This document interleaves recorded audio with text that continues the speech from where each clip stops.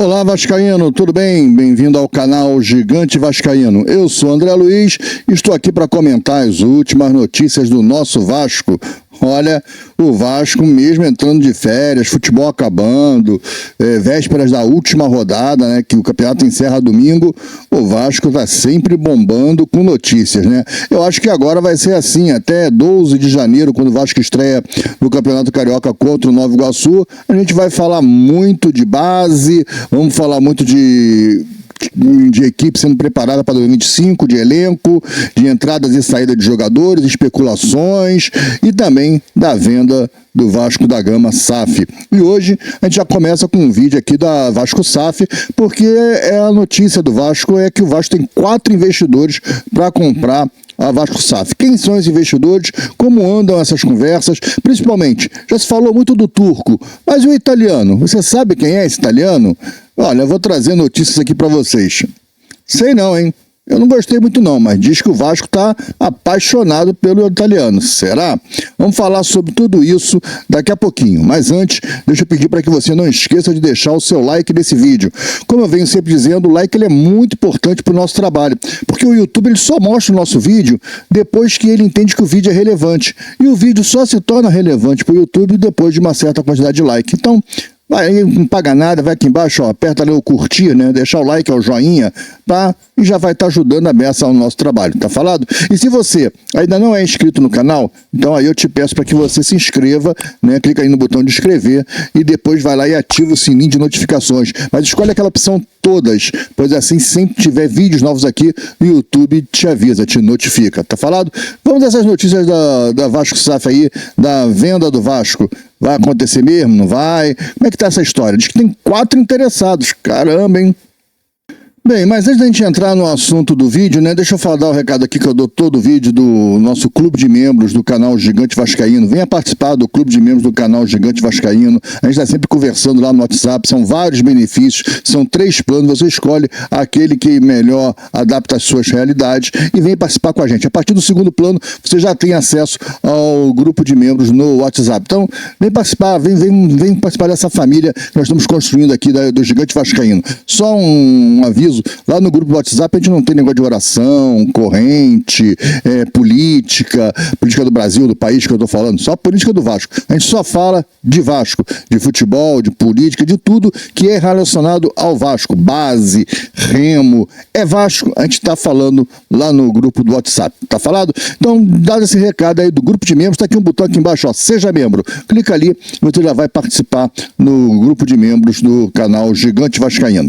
Dito isso, vamos dar essas notícias aí. Olha, o Vasco vem conversando aí, as notícias vêm vazando aí, que o Vasco tem 4 grupos de investidores interessados no Vasco. São eles, né? O grego, que todo mundo já sabe, o Evangelos, sei lá como é que fala o nome desse cara, é Marinax, né? E o interessante é que ele é meio, assim, fanfarrão, meio de arrumar confusão, de brigão, ele é brigão e tal. E o nome do cara é Evangelos Marinax, é M. Te diz alguma coisa, dirigente assim no Vasco, com as iniciais M? Sei não, hein? Mas é o cara, é o grego, tá lá. Ele mesmo disse que é candidato a comprar a Vasco da Gama SAF, que está negociando a Vasco SAF. Disse num programa lá na Sky Sports, na Inglaterra. Notícia essa que não pegou bem no Vasco não. O Vasco não gostou da declaração do grego, até porque ele havia assinado uma NDA, que é um contrato de confidencialidade, onde ele não podia dizer que estava negociando com o Vasco, nem o Vasco pode dizer com quem está negociando. E ele soltou essa e o Vasco não gostou dele ter falado, porque isso atrapalha outras negociações.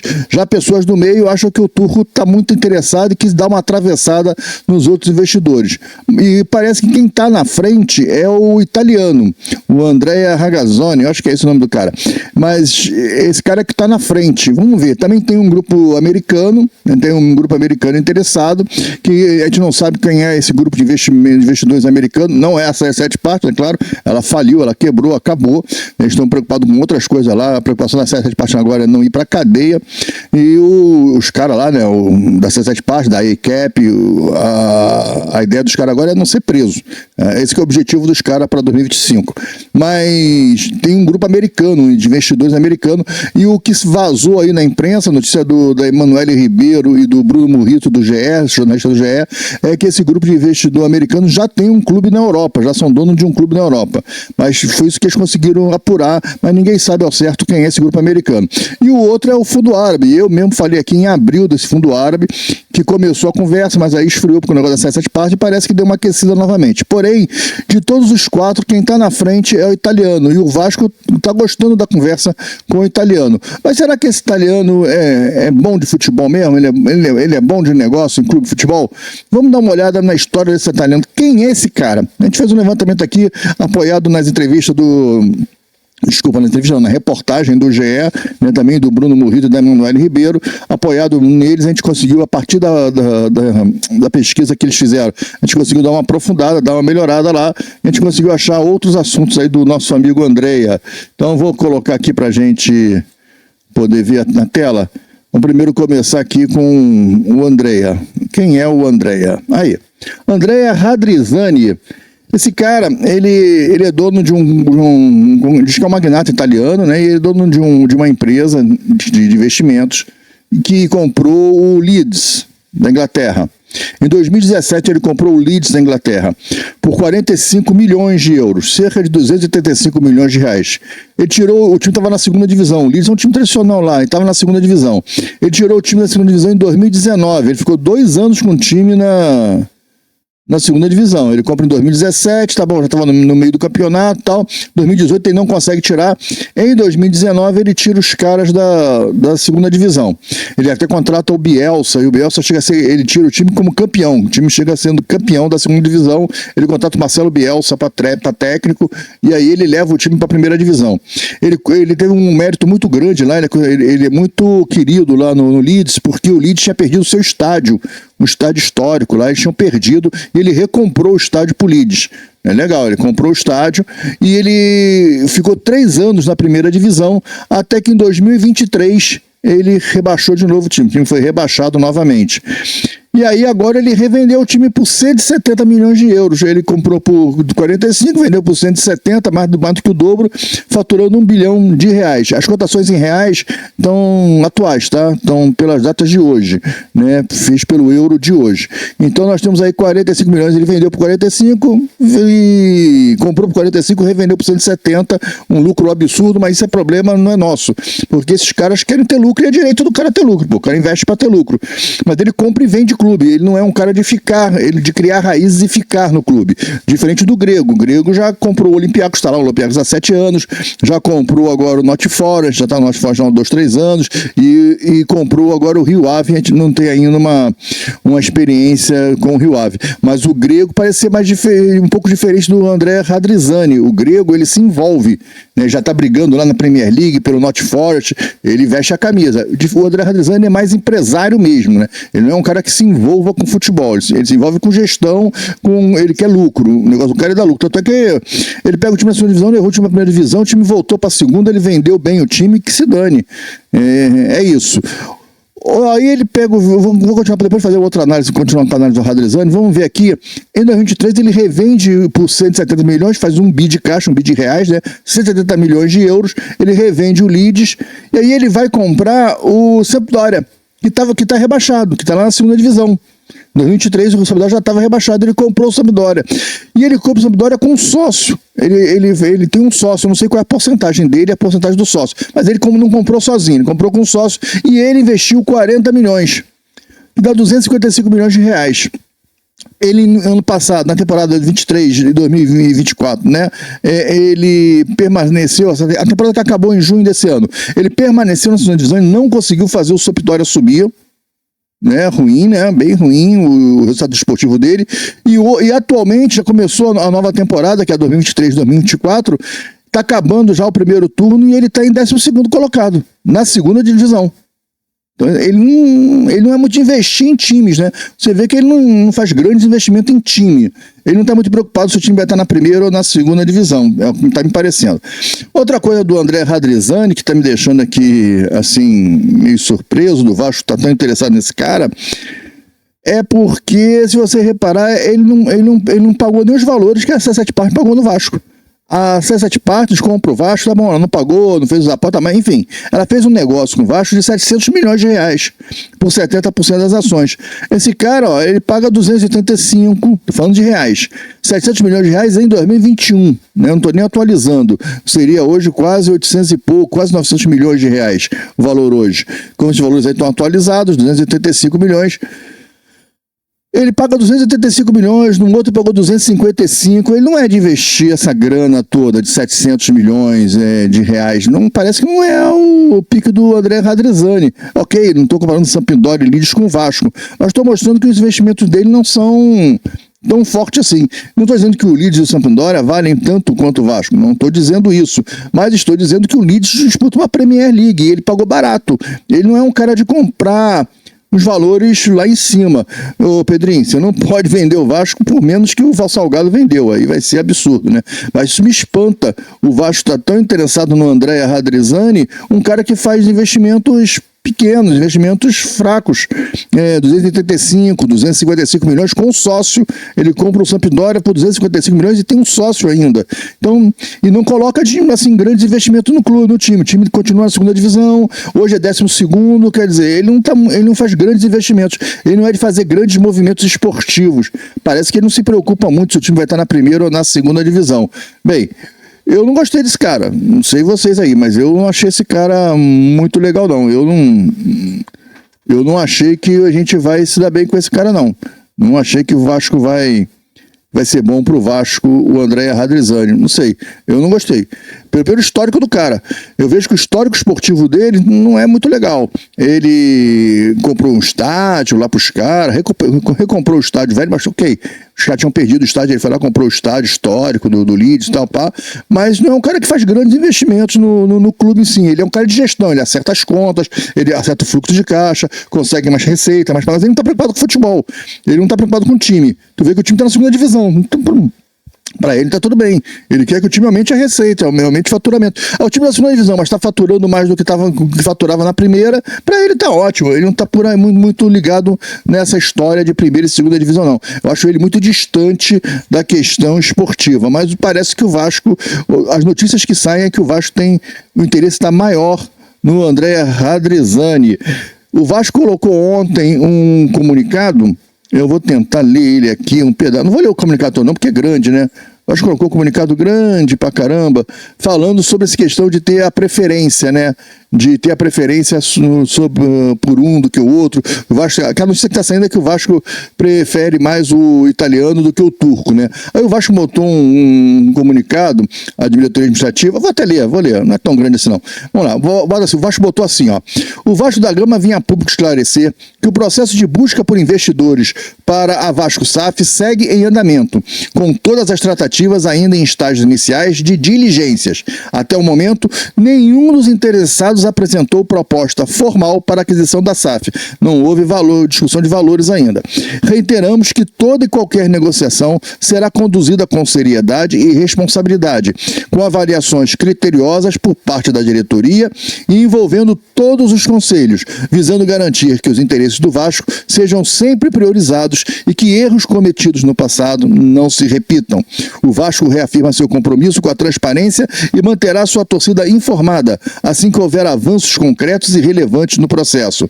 Ressaltamos, por fim, que não procedem quaisquer informação sobre eventuais preferências da diretoria em relação aos possíveis investidores e que toda especulação sobre desfecho das negociações nesse momento é prematura e não reflete a atual realidade do processo. Legal o Vasco ter se manifestado dessa forma, primeiro que o Vasco confirma que tem mais de um investidor interessado e tem que se colocar que ele não tem preferência nenhuma, até porque não pode ter preferência, tem que ser para a melhor proposta e o melhor cara. Às vezes a melhor proposta não é do cara que vai dar melhor resultados pro Vasco, entende isso? Às vezes a questão não é só grana, não é um leilão, não estou vendendo uma caneca, né? Não estou vendendo uma camisa autografada do Roberto, com todo respeito ao peso que isso tem. Eu estou vendendo o Vasco, estou vendendo o futebol do Vasco. É bem diferente. No leilão de um objeto, que mesmo mais que seja uma camisa autografada pelo Roberto, um leilão de objeto é aquilo, quem dá mais leva. Aqui não. Aqui o cara não pode ser quem dá mais leva. Tem que ter todo um projeto por trás. Porque quem dá mais leva, o cara pega o André Razzani aí, esse cara aí, esse italiano, Andréia, não sei o quê, que vai pegar e vai só querer fazer gestão, vai deixar o Vasco tinindo, faturando alto, sem dívida, com as contas tudo ajustadinho, e depois de fato vende para um outro qualquer, que você não vai ter mais o controle, porque é ele que é o controlador, ele vende para quem ele quiser, né? Ou o Vasco vai botar uma cláusula que para vender o associativo tem que estar junto. Para isso, o Vasco vai ter que manter 30% das ações. Com 10% não vai conseguir fazer isso. Enfim, tem muitos sis aí. Eu acho que o processo realmente deve estar muito no início e o Vasco fez certo. Olha, só está em diligências. Diligência é troca de documento, um olhando para o outro. Ninguém está ainda fazendo a due diligence, que é uma coisa mais profunda. Está só em diligências de documento, trocando papel, assinando a NDA para confidencialidade, etc. e tal. Mas ninguém tem proposta ainda, até porque o Vasco não tem o valuation ainda formado. Ou se tem, não foi ainda anunciado. Agora, uma coisa que é legal, que o Pedrinho já tinha falado, eu vou colocar aqui no quadro, é que o Vasco vai fazer essa nova venda, eles estão interessados em fazer nova venda, mas eles querem que o investidor cumpra três metas. Né? O cara tem que se comprometer no contrato em 3 metas. E essas metas têm várias cláusulas por dentro, que a gente não tem acesso ainda, mas a gente tem uma ideia pelo que já foi falado pelo Carregal e pelo Felipe. Eu vou comentar algumas coisas aqui, vamos lá. A primeira meta é atacar a dívida aproveitando o chamado processo de reestruturação iniciado pela gestão do Pedrinho. O que seria isso? O Pedrinho não está com esse negócio de pediu lá uma liminar, uma cautelar, para que o Vasco não tenha nenhuma penhora antecipada e tal, porque o Vasco está saindo do RCE, porque o Vasco está tentando uma renegociação, uma reestruturação, né? E que pode caminhar para uma recuperação judicial. Então, o primeiro passo é isso, essa reestruturação que o Pedrinho está fazendo. Eles querem que o cara que entre ataque a dívida através disso. Por quê? Porque através disso você consegue abaixar muito a dívida com os credores. Se você está dentro de uma recuperação judicial, de uma reestruturação já movimentada, a reestruturação é o movimento, a recuperação judicial é uma das ferramentas da reestruturação. O Vasco ainda não entrou em recuperação judicial, mas está caminhando para pedir uma recuperação judicial. E aí o investidor entra e desfaz isso tudo? Não, o Vasco quer que o cara mantenha o compromisso de continuar com esse processo, ou liquidar a dívida inteira. Como o cara não vai liquidar a dívida inteira, o cara assumir que ele vai fazer, eu vou honrar isso aqui, eu vou honrar esses contratos aqui, isso tem que estar em contrato amarrado, né? Então você vende pro cara, olha, eu estou fazendo assim, ó, se você não for pagar tudo à vista, e não vai, né? Então você tem que seguir esse caminho aqui, tá legal? E o cara pode até dar uma encharcada de recursos, falando, não, vou dar uma encharcada maior aqui, como fez o City com Bahia. O City tirou o Bahia do RCE, foi lá, deu uma encharcada de grana para reduzir a dívida pela metade. E foi o que eles fizeram, né? E o Vasco está querendo que o investidor assuma esse compromisso no papel. Isso é um ponto positivo da gestão do Pedrinho. Legal, bacana. Investimento em estrutura e tecnologia, centros de treinamento, inteligência e análise de dados, por exemplo. Ou seja, melhorar o CT. O Pedrinho já tinha falado sobre isso, porque a Sete Partes também tinha a ideia de melhorar o CT, mas era assim, ó, vai investir 60 milhões, até quando? Vai investir 60 milhões no CT, mas não tinha prazos, não tinha nada. Então o Vasco quer que coloque uma meta. Isso aqui vai ter várias metas aqui dentro do investimento em estrutura. Qual é a estrutura que o Vasco quer que o cara coloque? Olha, você vai ter que construir o CT assim, assim, assim, não pode ser mais em container é provisório, você tem até o prazo de tanto, até 2000, vai comprar agora? Já vamos dizer que o cara compra em janeiro de 2025. Não vai ser isso, galera. Isso vai ser lá para o meio do ano. Mas vamos dizer que seja 2025, janeiro. Janeiro de 2025, tá. Então você tem aí um ano para fazer a obra do CT. Em janeiro de 2026, nós já temos que estar com uma quantidade de campos tal, mas nós temos 2 campos, vamos passar para 4 campos e um mini estádio. Em final de 2027, nós temos que estar com toda a estrutura em alvenaria. Não pode ser mais container. Em 2028, e tem que ser assim, dado prazos para os caras cumprir as metas, sobre pena de perder o investimento. E é isso que o Vasco está montando no novo contrato. O Pedrinho falou que ia fazer dessa forma, e isso é legal. E essa estrutura em tecnologia, a tecnologia também é importante, né? Que é a análise de dados, é a parte dos scouts. Então o Vasco também quer amarrar isso em contrato. Isso é importante e bem pensado.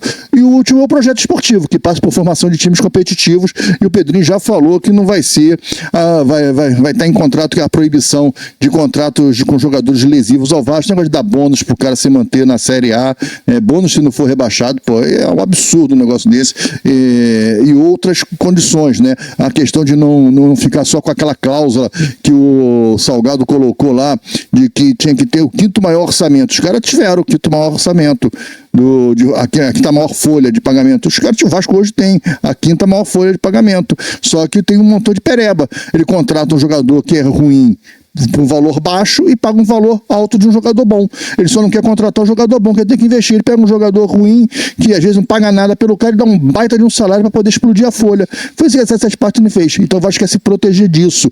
Então isso vai estar mais bem amarrado no contrato, vai ter metas esportivas para serem atingidas. Ó, em 2025 nós estamos numa Copa Sul-Americana, nós queremos no Campeonato Brasileiro chegar entre os 6 primeiros na Libertadores em 2025. Você tem que se classificar para Libertadores, você tem que chegar a uma semifinal de Copa do Brasil, você tem que chegar até uma semifinal ou final de Copa Sul-Americana. É isso que o Vasco, são essas metas esportivas que os caras vão ter que ir cumprindo. E o contrato parece estar sendo redigido nesse termo. É isso que o Vasco, essas são as propostas. E é em cima disso que as diligências estão sendo feitas. Os caras vão avaliar, eu vou comprar, vou pagar. É isso. Esse é o combinado agora. Então tem muita coisa para combinar. O Evangelos Marinax é um cara mais esportivo, é um cara que topa esse desafio, ele curte isso. Já o André é um cara mais do mercado, de grana, de investimento, não é de fazer grandes investimentos, ele não é de coçar muito o bolso, diferente do Evangelos.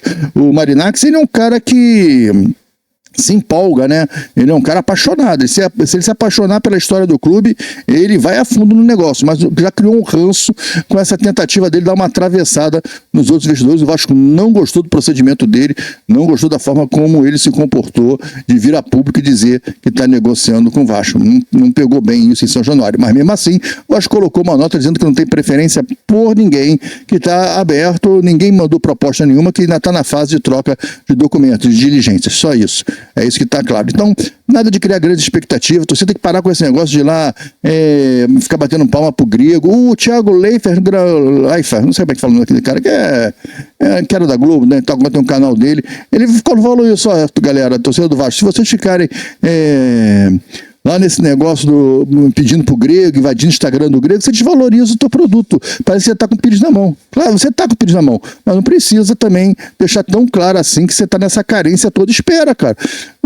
Você não votou numa diretoria executiva para fazer esse papel? Deixa os caras trabalharem, pô. Agora é isso. Se começar a trazer um grupo ruim, aí a gente começou a feder muito, a gente grita. Mas por enquanto tá nessa negociação, tem que deixar a diretoria executiva em paz para negociar, né? Até porque eu acho que o Vasco já é viável.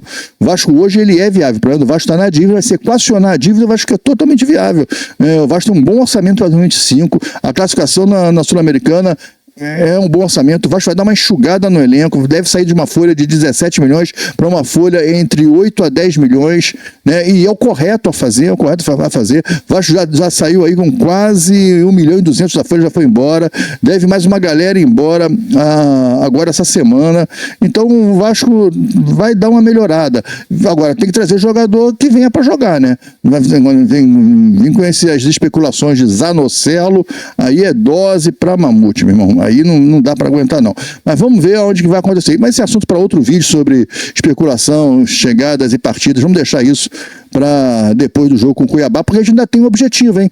O Vasco precisa ganhar do Cuiabá, para a gente poder chegar em 9º lugar, aumentar a premiação. Parece que a premiação do 9º lugar é 28 milhões, é 2 milhões a mais do que o Vasco está hoje, está com 26 em 10º colocado, o Vasco está recebendo 26 milhões, pode bater 28 em 9º lugar, pô, é uma grana pro Vasco, é importante. É só 2 milhões, pô, 2 milhões pro Vasco é dinheiro pra caramba.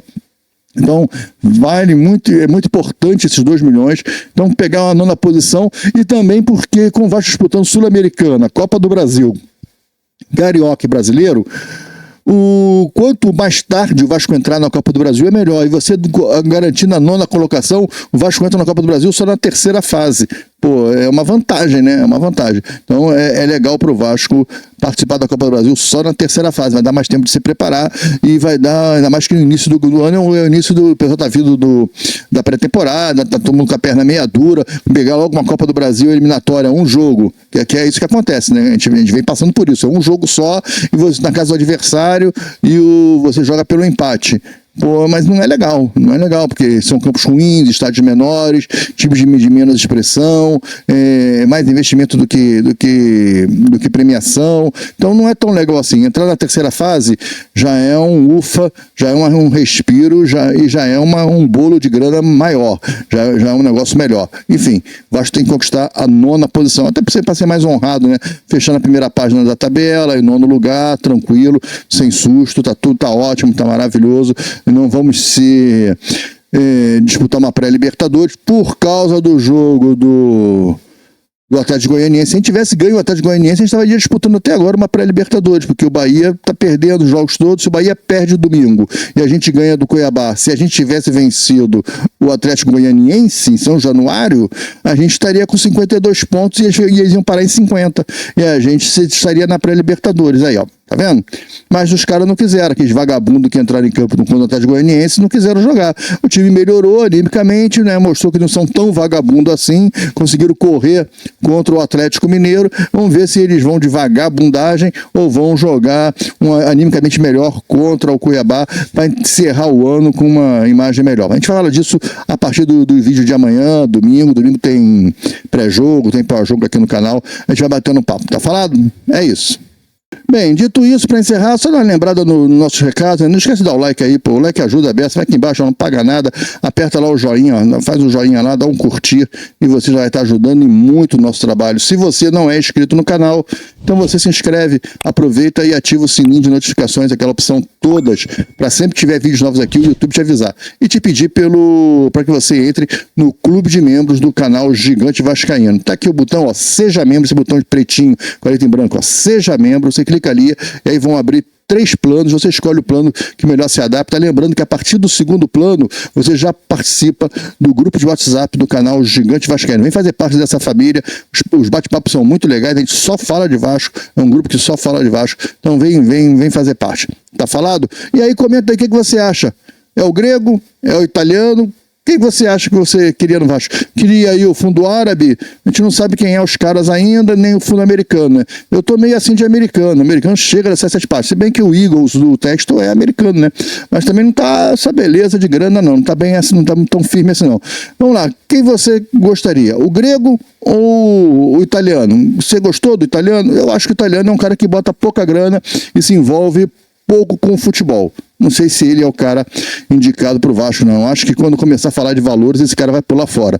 Ele não é um cara de investir grandes valores no Vasco. Mas estão se falando hoje em 2 bilhões da SAF do Vasco. Se for isso, começa a ficar interessante. Galera, um grande abraço, fiquem com Deus, até o vídeo de amanhã aqui no canal. E é isso aí. Tchau.